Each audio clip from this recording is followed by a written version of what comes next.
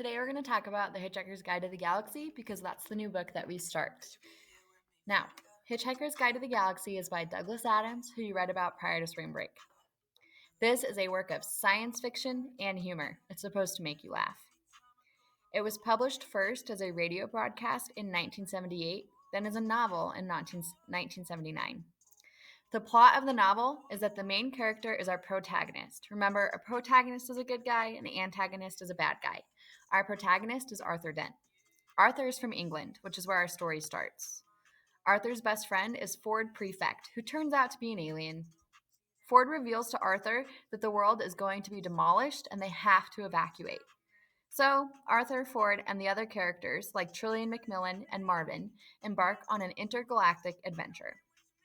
There are several themes in this novel that we're going to study. One is absurdity, which we're going to talk a little bit about today. The other is sadness. Then there's awe and amazement, science and technology. If you're a science nerd, you're going to love it. And language and communication. Now, this is also a work of absurdist fiction. Before I tell you what that is, what do you think it means to be absurd? Define it in your notes. The word absurd means to be ridiculous or wildly unreasonable, illogical, or inappropriate. Absurdist fiction is a type of genre in which the main character can't figure out the meaning or the purpose of life. It's usually represented through experiences that include meaningless actions that call into question certain truths or values. Usually, things that happen are ridiculous, unreasonable, illogical, or inappropriate.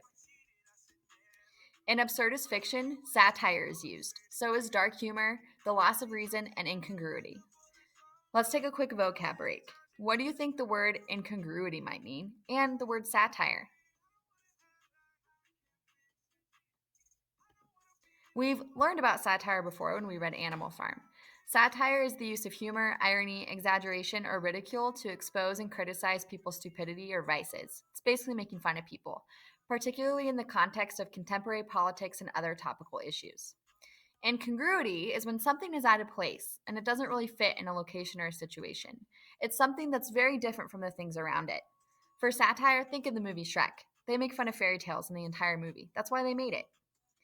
For incongruity, I really like this picture of the Chick-fil-A cows in front of the White House. When you think White House, you think prestige and politics. And when you think cows, you probably don't think about those kind of things. The Hitchhiker's Guide to the Galaxy also loves to poke fun at everyone and everything for the most part. Throughout the novel, Adams, our author, uses different situations, characters, and dialogue to make fun of the world as it was when he wrote the novel. But even though it's over 40 years old, a lot of the things he says still make sense today. For one, he makes fun of our use of technology, or our lack of use of technology. He loves to make fun of our perception of how intelligent we are. He also really likes to make fun of politics and bureaucracy, which is basically when things happen in politics and people get what they shouldn't probably always get.